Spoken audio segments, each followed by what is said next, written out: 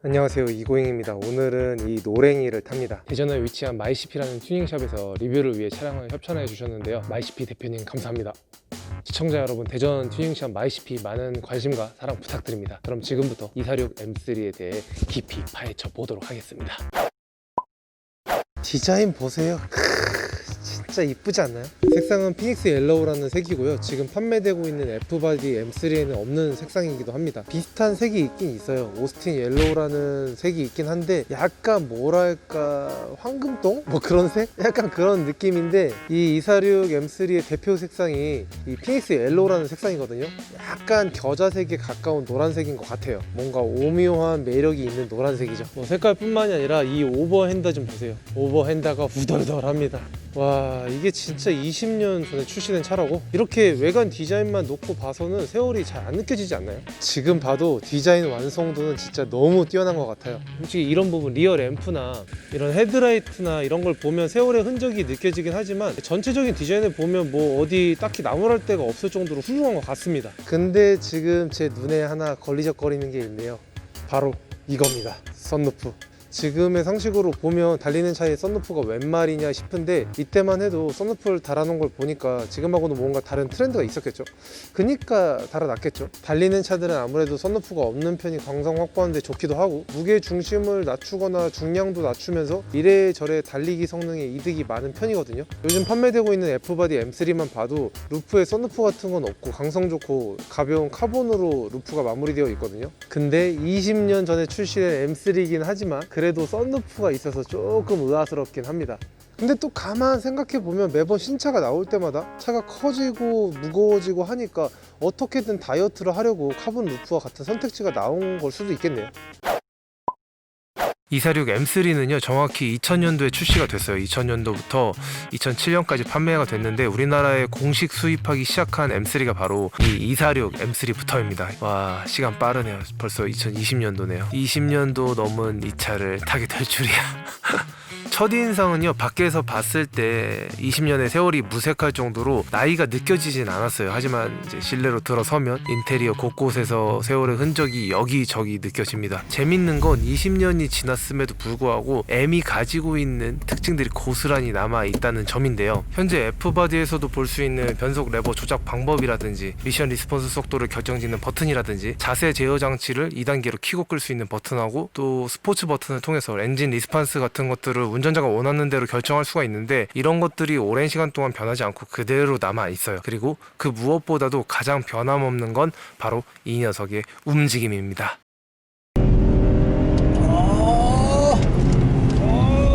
속도가 얼마 안 되는데 한 180으로 가는 기분이야 지금. 속도 지금 60밖에 안 되잖아.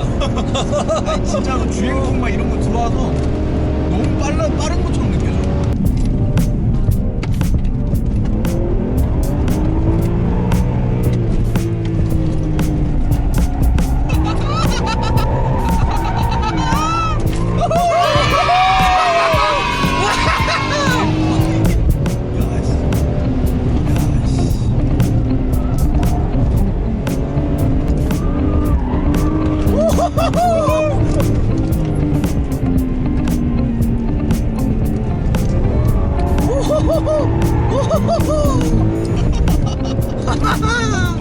아 재밌구만.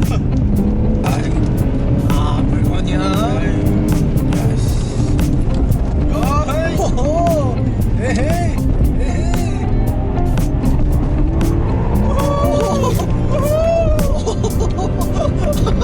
와 이런 재미가 있네.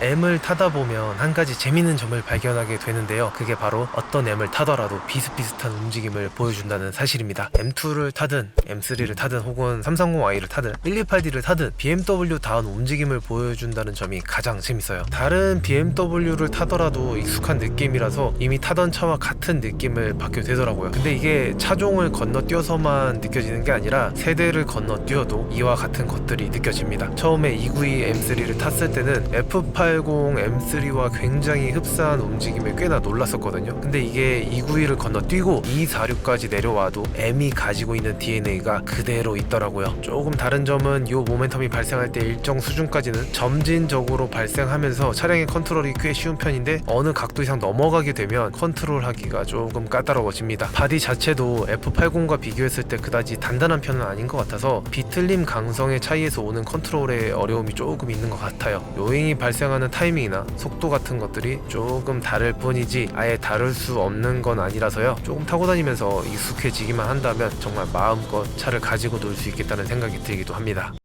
M3의 역사가 벌써 30년이 넘었어요. 제가 1985년도에 태어났는데 230 M3는 1986년도에 출시됐거든요. 저의 역사와 M3의 역사는 1년 차이로 같이 흘러왔더라고요. 230 3 시리즈를 기반으로 최초로 제작된 이래로 지금까지 꾸준히 BMW의 대표 고성능 모델을 담당하고 있습니다. 1세대의 경우에는 DTM에 참여하기 위해서 또 5000대라는 양산형 차량이 생산되어야 한다는 규정에 맞추기 위해서 출시가 됐었는데요. 직렬 4기통 2.4리터 자연흡기 S14 엔진에서 194마력 23.5kgm 토크가 나왔는데 요즘 차들 성능하고 비교하면 약간은 보잘것없는 숫자긴 하죠. 재밌는 점은 레이싱 버전의 M3가 8100rpm을 넘기는 고회전 엔진인데요. 무려 300마력이 넘게 나오면서 차량의 중량은 겨우 1톤을 약간 넘기는 수준이었어요. 이 어마어마한 스펙으로 DTM에서 1989년도 우승도 하고 그 외에도 세계 각국의 투어링카 챔피언십, 마카오 그랑프리, 뉘르 24시, 스파 24시 내구 레이스 등에서도 여러 번 우승하면서 M3의 명성을 전 세계로 떨치기 시작했습니다. 그 다음 모델이 236 M3인데요. 이때부터 그 유명한 CK6 엔진이 달려 나오게 됩니다. 3리터 직렬 6기통 엔진에 독립 스로틀과 더블 바노스를 갖춘 S50 엔진에서 286마력이 나오던 차였어요. 그리고 나서 그 다음이 바로 지금 제가 리뷰하고 있는 이 246 M3입니다. 최대 회전수가 8000rpm에 달할 정도로 고회전 엔진이 달려 있고요. S54 직렬 6기통 3.2리터 자연흡기 엔진에서 343마력. 지금은 뭐 아주 흔한 숫자가 됐지만 당시에는 굉장히 센세이션했던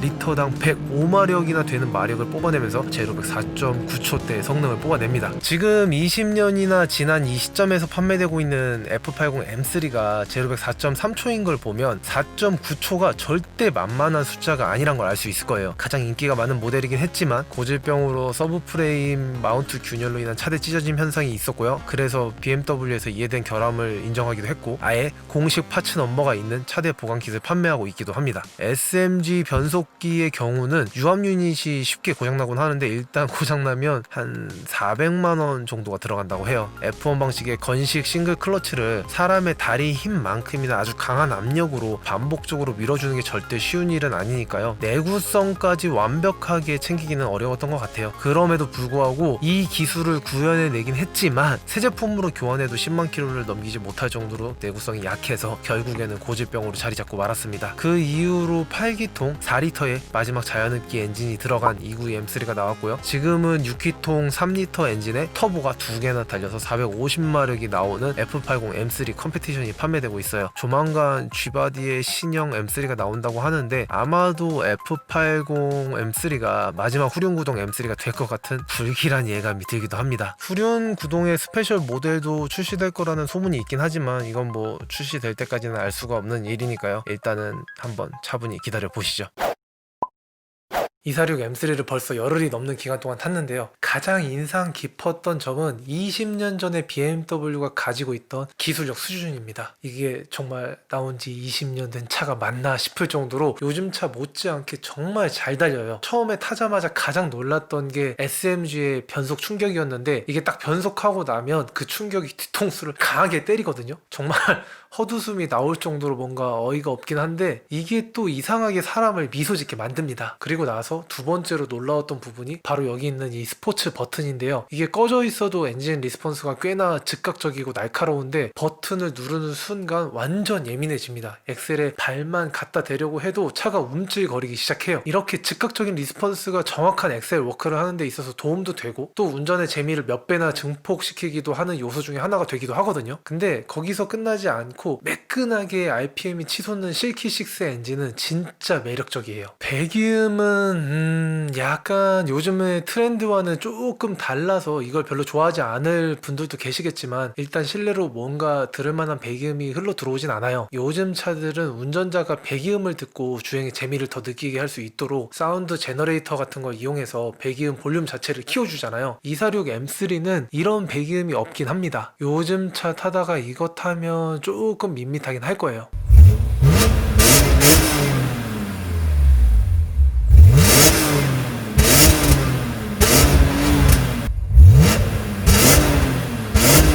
그런데 자연흡기의 쇼스트로크 엔진이 돌아가는 소리를 가만히 듣고 있으면 엄청 매력적인 소리가 들리기 시작합니다. V6가 아닌 직렬 6기통에 부드럽게 회전하는 그 느낌, 8000rpm까지 미친 듯이 돌려버리는 그 느낌이 너무 좋아요. 포드 V 페라리의 7000rpm 너머에 뭔가가 있다? 이 차는 분명 8000rpm 너머에 뭔가가 있을 것 같아요. 우리나라에 이런 엔진 튠업을 한 오너가 계실지 모르겠지만 북미 시장에는 S54 엔진의 성능을 쉽게 끌어올릴 수 있는 튠업 방법들이 많이 있는데요. 이볼브기 시스템하고 캠샤프트하고 뭐 이볼브 소프트웨어 같은 거 몇 개 끼워 넣으면 9000rpm까지 돌리면서 400마력이 넘는 마력을 뽑아낼 수가 있다고 하더라고요.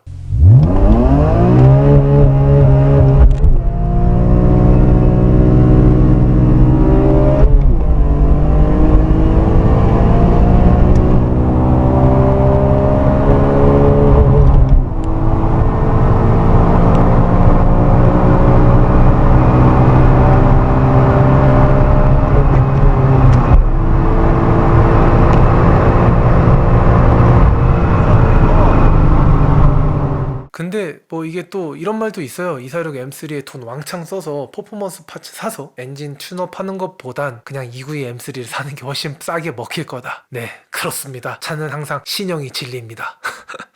다시 SMG로 돌아가 보면 이거 변속 충격이 정말 어마어마해요. 변속할 때마다 정말 이러다가 차가 부서지는 거 아니야 라는 생각이 들 정도로 변속 충격이 강하거든요. 분명 오토 미션이지만 정말 신기하게도 수동 미션 타는 느낌이 그대로 납니다. SMG, 시퀀셜, 매뉴얼 기어박스, 이건 정말 감성 충만한 물건인 것 같아요. 남들은 이게 도심 주행 속에서 몹시 투박하고 복잡하며 그다지 신뢰할 수 없다라고 말하지만 저는 좀 다르게 생각합니다. 가장 날 것의 느낌이 나고 운전의 재미적인 측면에서 분명 큰 몫을 하고 있다라고 봐요. 아쉽게도 내구성이 그리 좋지 않아서 문제긴 하지만 그것 빼고는 정말 좋은 것 같아요. 페라리도 이런 느낌으로 강한 충격과 함께 변속을 하거든요. 이런 게 뭔가 스포츠카 감성이잖아요. 그렇다고 이런 변속기가 또 G70이나 뭐 베렌 같은 현기차에 들어갔으면 아마 난리가 났을 거예요. 차가 하자다, 고장 난 거다, 뭐 이거 문제 있는 거 아니냐, 분명 그럴 거거든요. BMW나 페라리니까 스포츠카 감성 운운하면서 타는 거지. 솔직히 지금 현기차 DCT 타보면 변속을 DCT처럼 안 하고 마치 토크 컨버터 미션처럼 부드럽게 변속을 하거든요. 이런 게 다 국민들의 정서라든지 자동차 브랜드가 그동안 차를 어떻게 만들어 왔는지 이런 배경 같은 게 다 연관이 되어 있는 거긴 해서요. 아마도 쉽게 바꾸지는 못할 거예요. 사실 예전에 저는 오토미션을 극도로 싫어했던 적이 있어요. 제 첫 차가 10년 된 1세대 아반떼였는데 그때 당시에 오토미션이 4단으로 된 토크 컨버터 미션이었거든요. 이 4단 미션이 너무 싫어서 수동 미션을 타고 다니던 적이 있습니다. 토크 컨버터 미션이 RPM은 막 솟구치면서 동력은 제대로 이어주지도 못하고 뭔가 헛도는 느낌이 계속해서 나고 실제로도 동력 전달이 제대로 안 돼서 내 차의 마력을 낭비하는 느낌이라서 너무 싫었거든요. 그래서 차라리 왼발에 쥐가 나더라도 동력 손실 없고 내 마음대로 변속이 가능한 수동 변속기가 낫겠다 싶어서 수동 변속기를 선택했던 거거든요. 그래서 제가 가장 극혐하는 변속기 중에 하나가 바로 CVT 무단 변속기입니다. 정말 완전 극혐이에요. 뭐 이론상으로는 가장 효율이 좋은 모식이라고 떠들어대긴 하는데 저는 그런 거 모르겠고 일단 타보고 나서의 느낌은 정말 최악이라서 쳐다도 보지 않는 미션이긴 합니다. 요즘 일본 차에 많이 들어가잖아요. CVT 미션, 하이브리드에 잘 어울리는 미션이라서 효율을 끌어내기가 좋아서 그런 것 같은데 재미적인 측면에서나 주행 질감적인 측면에서나 정말 최악의 느낌을 선사하는 미션이라고 봅니다. 그런데 이 SMG 미션은요, 왼발을 희생하지 않고서도, 그리고 또 동력 손실도 없이 수동 변속기인 척하는 그런 오토 미션이거든요. 분명 변속은 차가 해주니까 오토 미션은 맞는데 작동 원리나 효율을 보면 완벽한 수동 미션이기도 하고요. 뭐 어쨌든 이 SMG 미션이 주는 재미는 그 어떤 미션보다도 탁월합니다. 하지만 반대로 말하면 최악의 승차감을 안겨주기도 해요. 제가 평소에는 330E라는 플러그인 하이브리드 차량을 타고 다니는데 246 M3를 타고 다니다가 330E로 바꿔 타면 마치 비단길을 가는 것 마냥, 무슨 롤스로이스를 탄 것 마냥 승차감이 고급스럽고 부드럽고 좋거든요. 근데 또 엑셀을 바로 올리면 뭔가 밋밋하고 재미가 없어. 다시 246 M3에 올라타서 엑셀을 밟기 시작하면 정말 승차감을 쉬시지만 재미만큼은 진짜 최고입니다. 솔직히 갬성이라는 건요, 저는 이렇게 생각해요. 갬성은 추억이다. 이제 얼마 안 있으면 분명 전기차가 대중적인 차가 될 거란 말이죠. 지금 어린 친구들이 무럭무럭 자라서 면허를 따고 차를 몰게 될 시점에는 테슬라와 같은 뭐 600마력, 700마력이 넘는 전기차들이 즐비할 거고, 제로백도 막 2초대, 3초대 막 그럴 거란 말이죠. 그럼 그 어린 친구들은 지금의 M3를 보고 뭐라고 하겠어요? 3000cc 터보? 배기음은 또 뭐가 이렇게 시끄러워? 겨우 400마력? 후륜구동? 불안해서 탈 수나 있겠어? 뭐 이럴 수도 있다고요. 근데 그때 가서 분명 우리는 이럴 겁니다. 그렇지, 이게 바로 진짜 차지. F바디 M3를 딱 타잖아? 냉간시에 시동 딱 걸면 대포 터지는 소리 빡 하고 나고, 풀악셀 할 때 그 터져 나오는 배기음에다가 또 달리기 시작하면 뒷바퀴를 있는 힘과 막 태울 정도로 강하게 쏟아져 나오는 그 터보 엔진의 감성이라든지 후륜 구동의 감성이라든지 뭐 이런 거 운운하면서 감성이란 이런 거지 하면서 그때를 회상할 거란 말이죠. 그니까 결국 감성이란 건 말이죠, 추억이 그만큼 쌓이고 또 시간도 쌓이고 나서 그때 그리웠던 그 기억과 느낌 때문에 가치가 있고 재미가 있는 거 아닐까요? 한 시대를 풍미했던 올드카는 아무리 세월이 흐르고 흘러도 그렇더라도 그 매력을 거의 간직한 채라면 누구에게나 분명 큰 감동을 선사할 수 있을 거라고 봅니다. 끝까지 시청해 주셔서 감사합니다. 지금까지 마이CP와 함께한 이고잉이었습니다.